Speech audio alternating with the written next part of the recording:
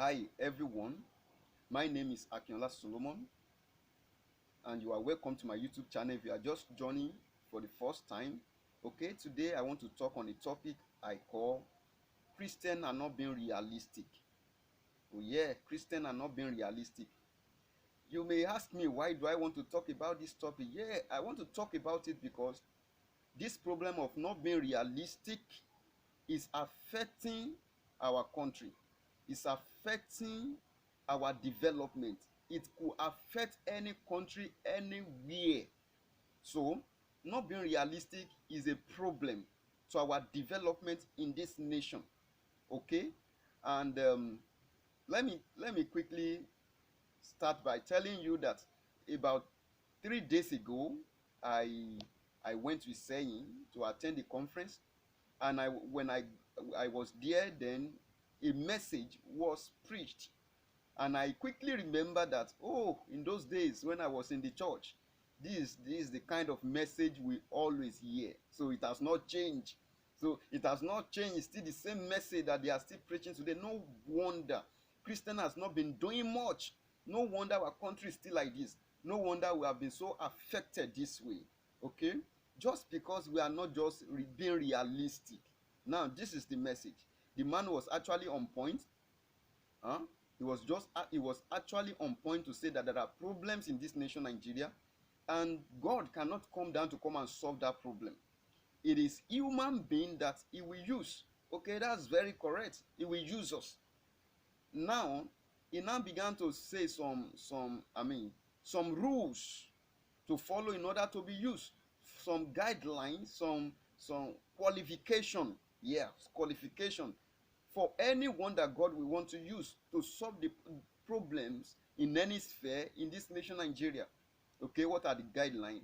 The only guideline, the only qualification is that a person should be holy. First, the person must be a Christian. Second, the person must be holy. So it's not enough to be a Christian, you must also be holy in order for God to use you to solve any problem.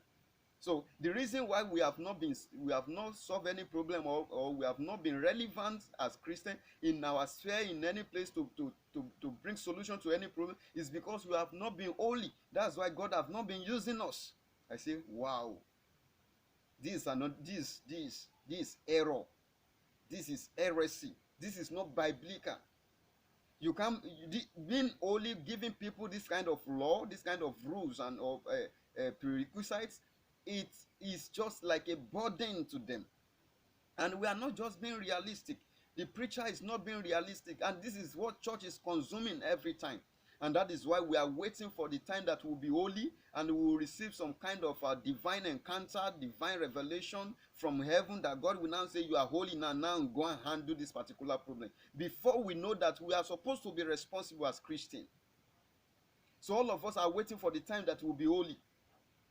Now, there are different things that they think holiness is that is not at all. Okay, what is holiness? Holiness is not even what they think about. Holiness is not even what they are it's not what they say it is to us. Okay, when you are like God, you are dressing like God, you are walking like God, you are dressing like the people in heaven are dressing, talking like God.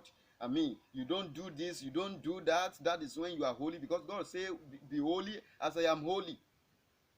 Okay, that's the holiness they give. That is how they want us to be like God. Can any man actually be? Can we actually be like God in this world?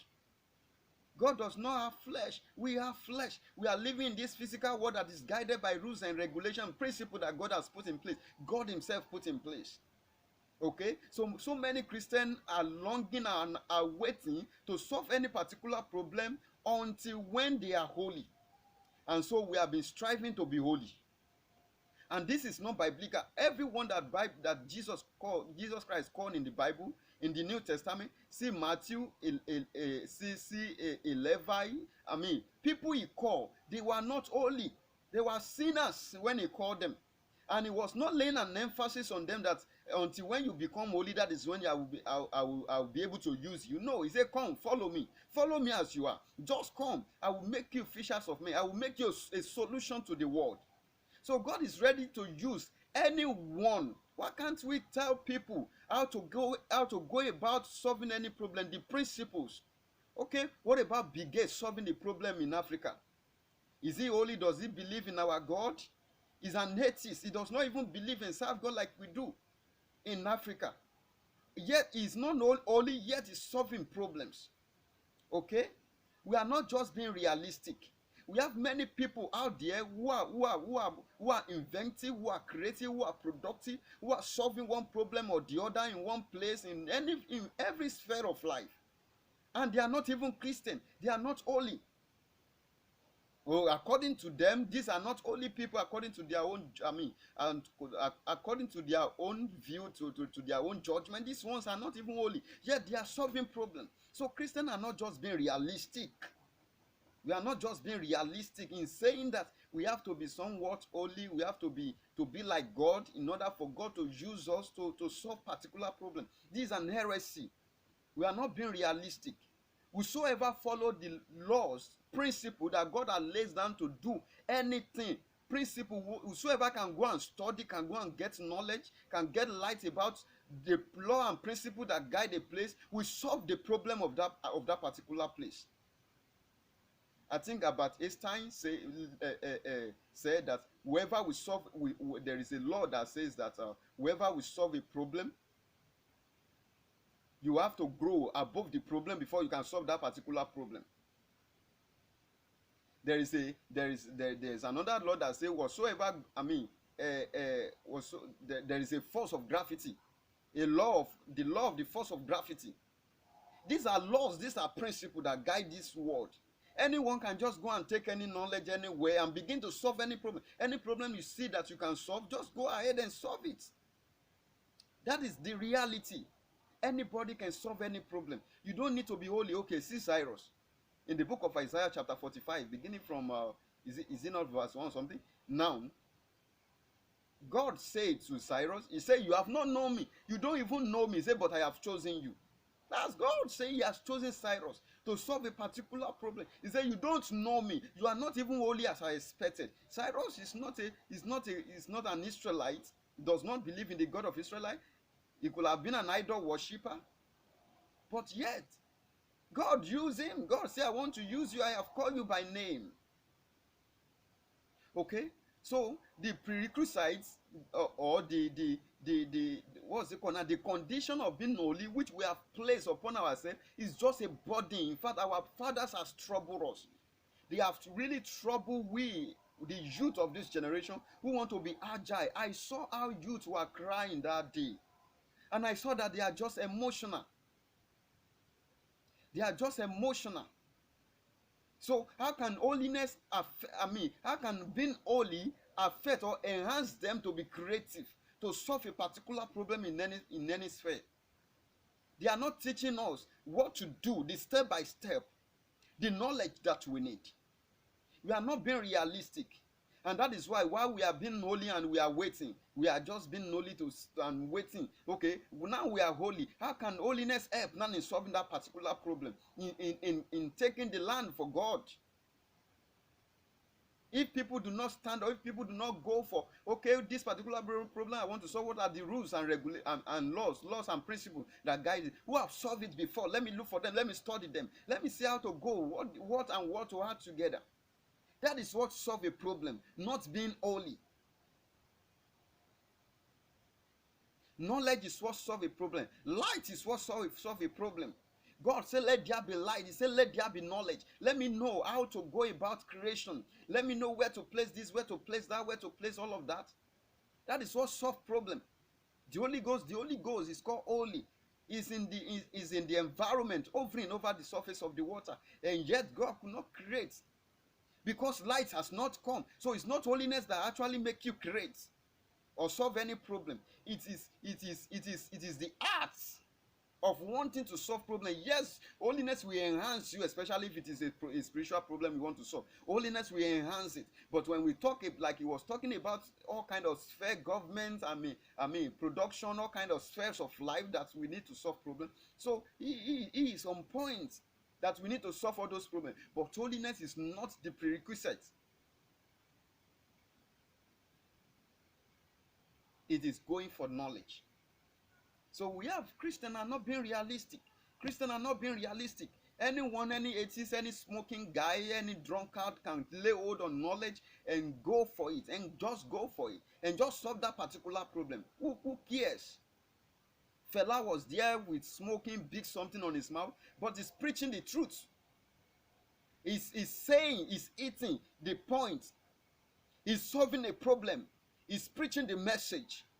I'm not saying that we should go and become wayward and smoke and do all kind of things, but I'm saying that we don't need to carry much burden to solve any problem. So when I saw those youths praying and crying that they have to be holy, I see that which holiness did they need again? Which holiness did they need again in order to solve the problem of this nation Nigeria? The people have been holy all this while. Shebi, it's the same message that they have been hearing, that I was part of them hearing those messages in those days. And we have not been able to do anything. Those are the message they have grown up with. They have been holy. What have they done? What have they that are preaching the message? What have they done to solve the problem of Nigeria? To solve the problem in this nation Nigeria? So what can holiness do for them? To solve the problem of this nation Nigeria? Holiness is good.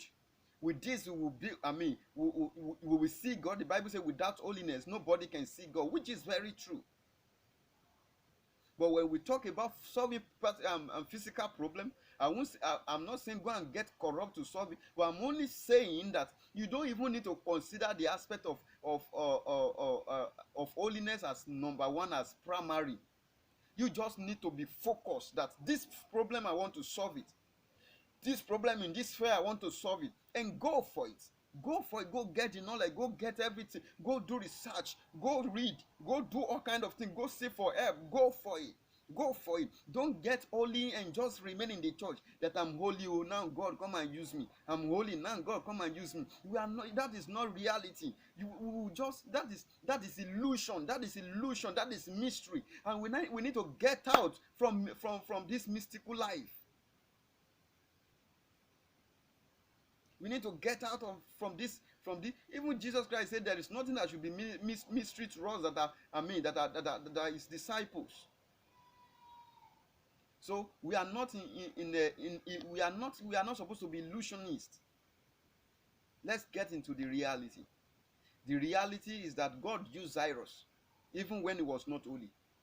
God called Jesus Christ, called Matthew, he called all kind of people who are doing their own thing, and he never for one time was placing a burden of you must get holy upon them. He simply showed them who they are. He said, you are the light of the world. Go and be the light to the world. Go and solve the problem. He said, you are the salt of the world. Go there and mingle with them and solve their problem. So in solving any problem, it's light we need. It's knowledge we need to solve any particular problem. So this is not being realistic I'm talking about. This is not being realistic I'm talking about. By saying that we should get holy in order to solve the physical problem, our nation problem. But if you simply tell people that this is what you got, you are the light of the world, this is what you got inside of you, you got this ability inside of you. If you are not placing a burden upon them, like the Pharisees were placing burden upon people, and Jesus Christ have to tell them, come unto me, all ye that have heavy laden, I will give you rest. Those Pharisees have placed burden upon you, but me, I will give you rest. So if we have been telling people what to do, just give them work to do. Tell them that they are the light of the world. Tell them that they are the salt of the world. Tell them that you will make them fishers of men and make them fishers of men by showing them the knowledge. Give them the rightful knowledge. Give the light. He said, I'll give you a pastor who will feed you with knowledge and understanding. Give them knowledge and understanding of how to go about that particular problem they want to solve. And then they will go ahead and solve it. They will just go ahead and solve it. They will not consider of whether there are any sin or anything. That is how people can solve problems. That is how any problem can be solved in any place. That is how any problem can be solved in any place. Don't minister. I'm talking to you now, pastors and prophets. I myself am a pastor, I'm a minister, and I'm not placing a burden upon the church member. This is not the time to place any burden of holiness on people, and that is why we many of us have results today. Okay, this is just tell people what to do, and they go ahead and do it. So in the old setting where this message is preached, and to date, like I said, just 3 days ago, I still had this same message. Nothing is being done. Nothing is being done.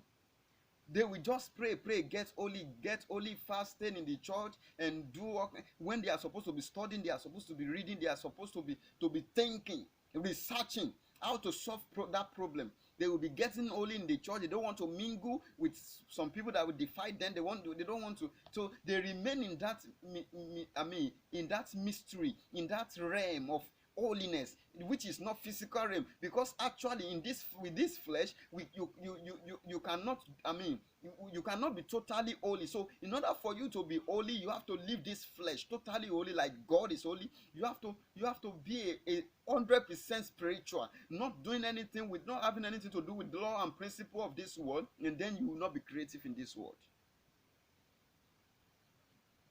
So let's get to the real work. Let's be real. Let's challenge, question any message that is preached on the altar. Okay, think about it. That guy that is not holy and is solving a problem, then what law is responsible for it? Think about it. Ask questions. Challenge the message. So let's be realistic as Christians. It's one of the problems we are having. If the Christian has been realistic and we've been telling ourselves to go and solve a particular problem, not say that we should become holy before we go to solve it, people will have been creative, much more creative in this nation, Nigeria. People will have been out there, youth will have been solving all kind of problems, not consider whether they are sinful or they must be holy, and none of that. So when it gets to being creative, when it gets to solving a problem, it is not holiness. It is not holy holiness. Holiness is just little fragment of it. All those kings, all those people that God applauded in the Bible, that God was confident of them, it's not because they were not, it's not because they were holy. They were not even holy. Look at David, they were not even holy. Look at everyone that Jesus Christ God, they were not even holy. But they did wonderful things. And by the Holy Ghost inside of them, they are holy. I tell you, they are holy. That is the holiness that God is talking about. Be holy as I'm holy. It is when the Holy Ghost, he said, upon this mountain which thou art, remove thy shoe, because it's an holy mountain. Why is that place holy? The ram has been passing the place, the poo-poo, on the place. Feces everywhere, death of plants, of trees are everywhere. Yet God said that place is an holy ground. It is not holy because it's clean. It is not holy because there was no death there. It was holy because the Holy Ghost was there on the mountain. It was holy because the presence of God was on the mountain. So what makes us holy is the Holy Ghost inside of us. It is not by work, it is by grace. God bless you. I can keep on speaking. God bless you. If you like this message, please share with others. Subscribe and like. God bless you. Akinola Solomon.